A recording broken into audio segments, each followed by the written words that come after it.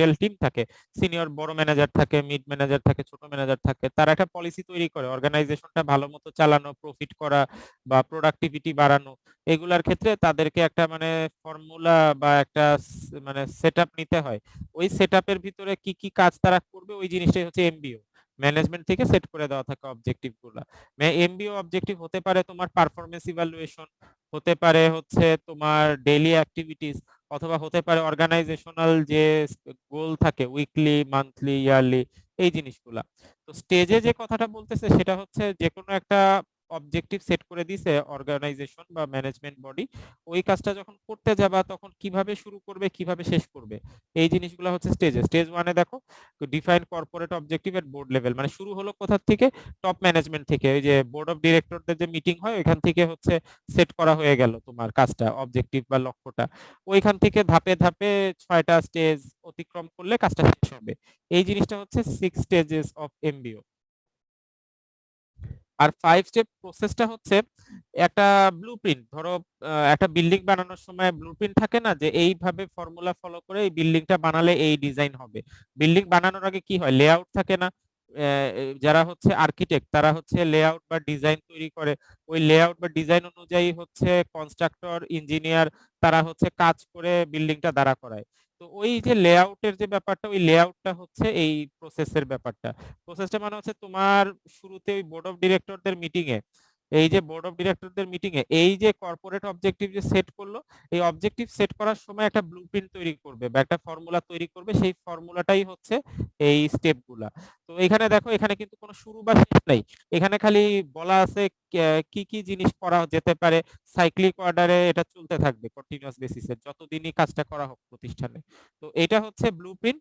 যে ব্লুপ্রিন্টটা ধরো প্রথম স্টেজের ভিতরেই ভালো মতো ক্লিয়ার করে দিবে বা বুঝিয়ে দিবে, সেই অনুযায়ী বাকিগুলা বাস্তবায়ন করবে। তাহলে আমরা স্টেপটাকে স্টেজের নাম্বার 1 স্টেজের যে পয়েন্টে এর ভিতরেই ফেলে দিতে পারি। আগের যে টপিকসটা ছিল যে 5 স্টেপ এমবিও প্রসেস, এই প্রসেসটাকে আমরা এই 6 নম্বরের এই এক পয়েন্টের ভিতরেই নিয়ে আসতে পারি। তাহলে বাকি 5টা পয়েন্ট ওই অনুযায়ী কাজ করতে হবে। এখন কি ক্লিয়ার হয়েছে ব্যাপারটা? জি স্যার, এখন ক্লিয়ার হয়েছে। আচ্ছা, ওইভাবে চিন্তা করো, দেখবা ইজি হয়ে যাবে ভিতরের পয়েন্টগুলা। গেল। আর কারো কোনো ইস্যু আছে? স্যার টোটাল কোশ্চেন কয়টা হবে, 12টা না 8টা? তোমাদের কোশ্চেন 8টা, মেবি 4.5 মার্কস করে, 8 না 4, হ্যাঁ ঠিক আছে, 36 মার্কস না 4.5 করে হলে 8টায় জি স্যার।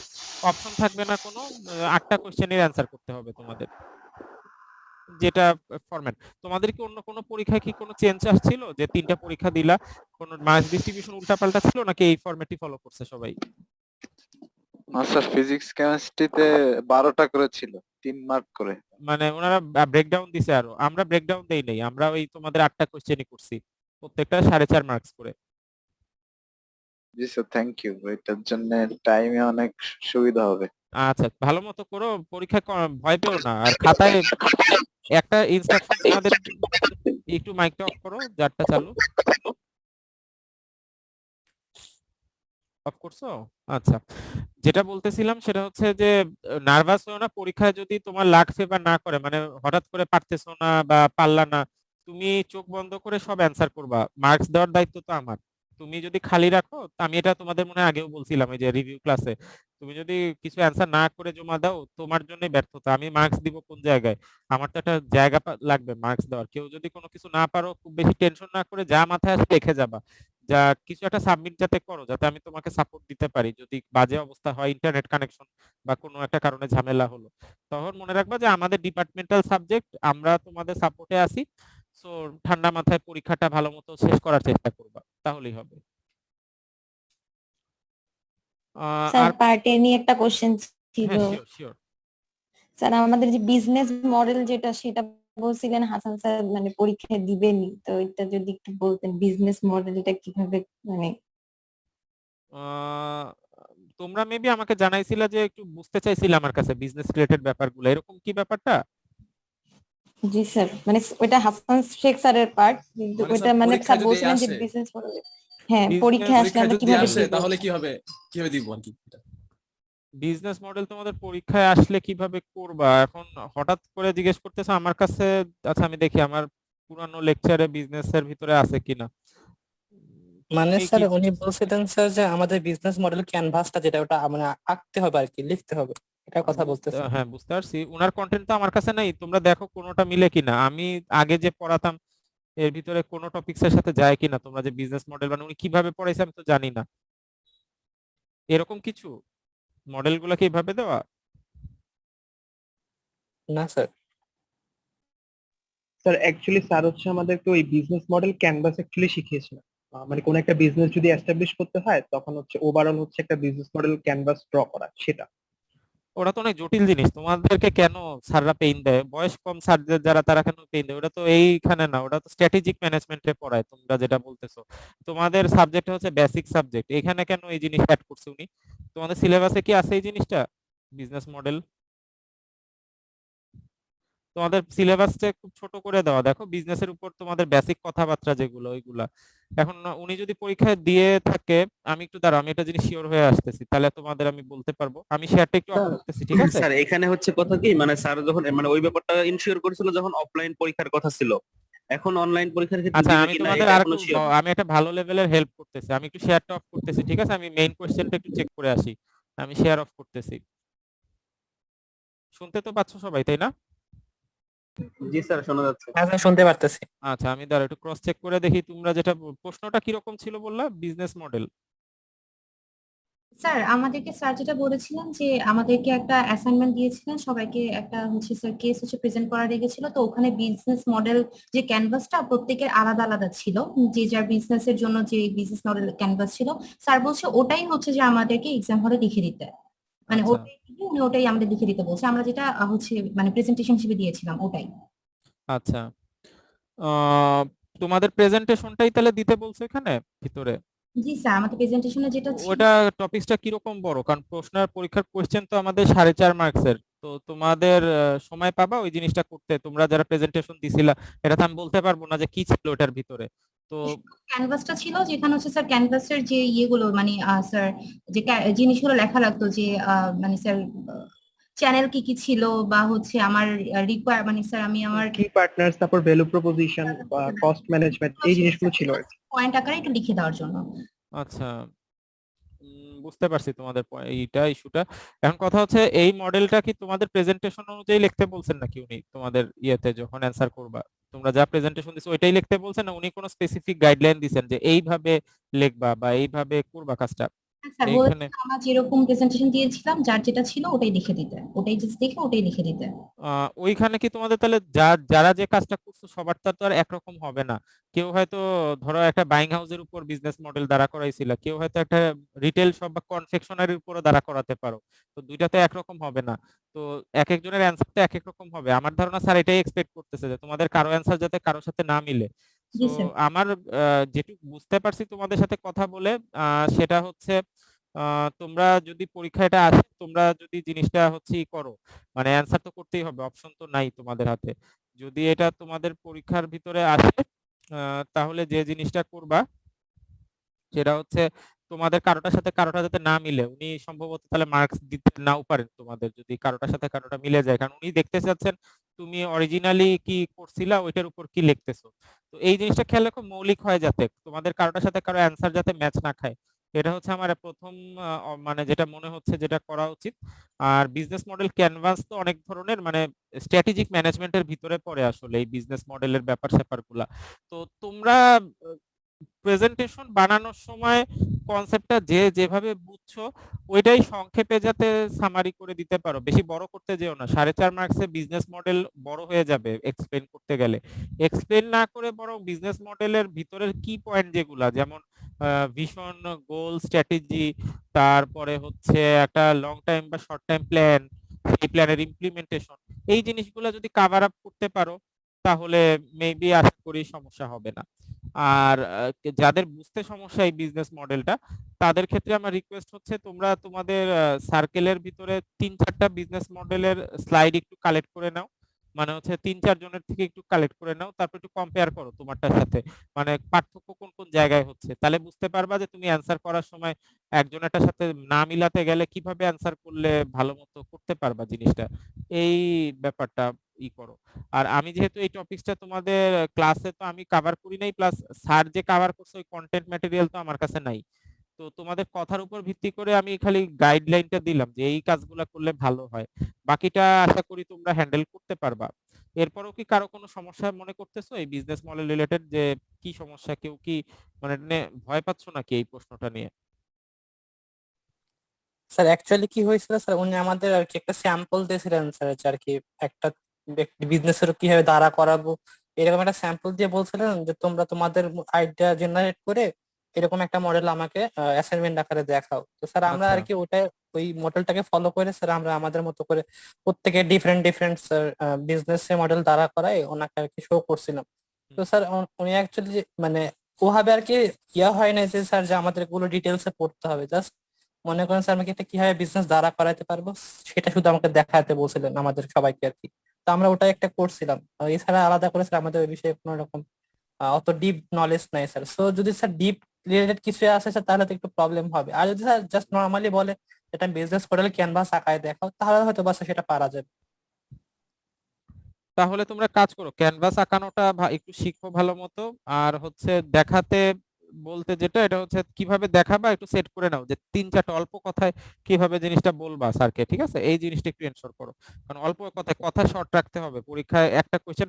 আর আরেকটা সাজেশন হচ্ছে সবার লাস্টে অ্যান্সার করো এটা, কারণ এটা একটু কঠিন মনে হচ্ছে আমার কাছে জিনিসটা, অনেকে যারা হচ্ছে পড়াশোনা ঠিকমতো করো না ফাঁকি বাস টাইপের, তাদের জন্য এটা অ্যান্সার করা ডিফিকাল্ট হবে, এটা সবার লাস্টে অ্যান্সার করো এই কোশ্চেনটা, তাহলে অনেকখানি চাপ ফ্রি হয়ে যাবা, যদি সময় হাতে পাও সবার লাস্টে অ্যান্সার করলে বেটার হবে এই কোশ্চেনটা। স্যার এটা তো শুধুমাত্র ওই যে বক্স আকারে আঁকায় দেখাইতে বলছিল, এমনি কিছু লিখতে বলে নাই স্যার। তাহলে লেখা টেখার দরকার নেই, তো 4.5 মার্কসের কি লিখবা তাহলে, ওই আঁকায় দেখা দিই।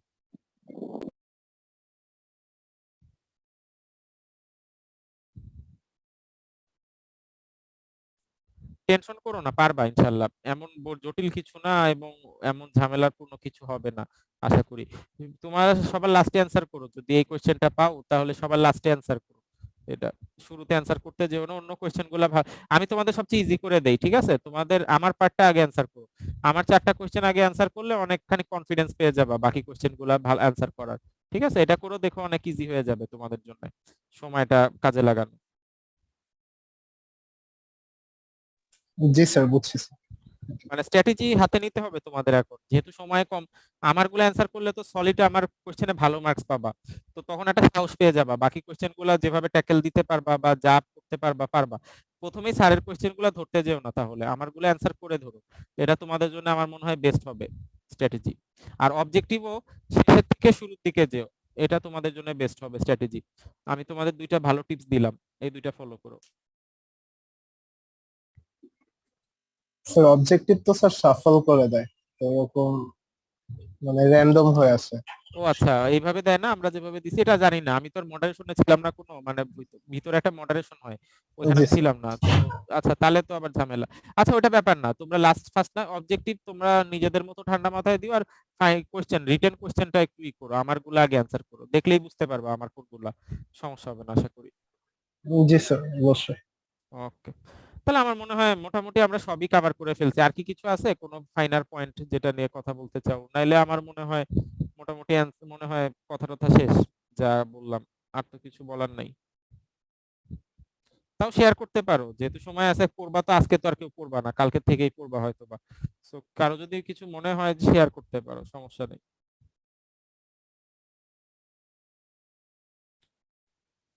স্যার একটু সাহস করে বলি স্যার, স্যার আপনার স্লাইডে যতটুকু করে লেখা আছে স্যার অতটুকু করে লিখলে কি না আপনাকে আমাকে স্যার হয়তো না না না, কোশ্চেন না না, অনুযায়ী। তুমি অত টেনশন নিও না, তুমি ভেবো না যে এক্সট্রা বাড়ায় কিছু লিখতে হবে, স্লাইডে যা আছে ওইটার অনুযায়ী তুমি যা বুঝছো এটা লিখলেই হবে, অত ইয়ার কিছু নাই তোমাদের এটা। স্যার আমার লাস্ট একটা কোশ্চেন ছিল যে হ্যাঁ, sure. স্লাইডে হচ্ছে আমাদের কিছু কোশ্চেন এমন ছিল যেখানে ডায়াগ্রাম ছিল প্লাস হচ্ছে এক্সপ্লেনেশন ছিল, মানে ডায়াগ্রামও দেওয়া যায় প্লাস হচ্ছে আমি এক্সপ্লেনেশন করা যায়। বুঝছি, মানে আমার টপিকসে কোনো ডায়াগ্রাম বা এক্সপ্লেনেশন মনে হয় না দিছি, না ওই টাইপের কিছু দেই নাই। তোমাদের কাজ ইজি করে দেব, ওই ডায়াগ্রাম মুখস্থ করার চেষ্টা করো না কেউ। ডায়াগ্রামের ভিতরে পয়েন্টগুলো দেখো অবজেক্টিভের জন্য, কিন্তু ওই ডায়াগ্রাম সিকোয়েন্স অত ওইভাবে দেখানোর কিছু নাই। ওই কোশ্চেনে মেবি ওইরকম কিছু দেই নাই ওইভাবে স্পেসিফিক্যালি। তোমরা লেখার চেষ্টা করো বেশি ওই ডায়াগ্রাম ওইগুলা বাদ দিয়ে। মানে স্যার এরকম থাকে না স্যার, যে কোশ্চেন অনেকগুলো পয়েন্ট থাকে, ধরেন 4-5টা পয়েন্ট আছে, জাস্ট আপনার স্লাইড হয়তো দেখা যায় পয়েন্ট আকারে লেখা আছে স্যার, ওরা হয়তো বা কোশ্চেনে কিরকম আসবে যে এই পয়েন্টটাকে আমাকে এখন দেখো এক্সপ্লেন করতে কোশ্চেনে হবে। 4.5 মার্কস, তো যদি দেখা যায় পয়েন্ট আকারে তুমি লেখেই বুঝতে পারবা, মানে অ্যানসারটার লেন্থটা তোমার কতটুকু হবে। নরমাল যদি লেখতা পেজে 4.5 মার্কসের জন্য তোমার 1.5 থেকে 2 পেজ কভার করলেই এনাফ আমার মতে। তো ওইভাবে চিন্তা করো জিনিসটা, যে 1.5 পেজের মতো আমি কন্টেন্ট যাতে থাকে, মানে নরমাল খাতায় যদি লিখতাম পরীক্ষার খাতায়, তাহলে 1.5 পেজের মতো কন্টেন্ট যাতে থাকে এটা খেয়াল রেখো। আর ধরো 15টা পয়েন্ট, যেমন এলিমেন্টস অফ এনভায়রনমেন্টে 15টা পয়েন্ট আছে, এখানে তো 15টা পয়েন্ট সিরিয়ালি লিখতে গেলেই অনেক বড় হয়ে যাচ্ছে, তোমার তো ফার্দার তেমন কিছু অ্যাড করার দরকার নাই। বুঝতে পারছো কথাটা? কন্টেন্টের লেন্থ আর মানে ইটা আর কি খেয়াল রেখো কোশ্চেনের মার্কস স্যার অনুযায়ী। হ্যাঁ বলো, কোনো সমস্যা নেই, কিছু মাথায় থাকলে শেয়ার করো।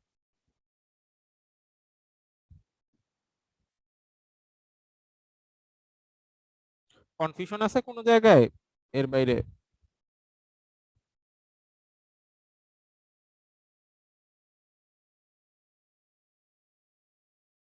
যদি মনে করো যে স্যার তাও ক্লিয়ার হচ্ছি না, বা স্যার এটা আসলে আমি ক্লিয়ার না, আপনি স্পেসিফিক্যালি দেখান কোন একটা স্লাইড খুলে, আমি হেল্প করতে পারি। আর যদি বুঝে থাকো তাহলে তো আর দরকার নেই ওইগুলা করার।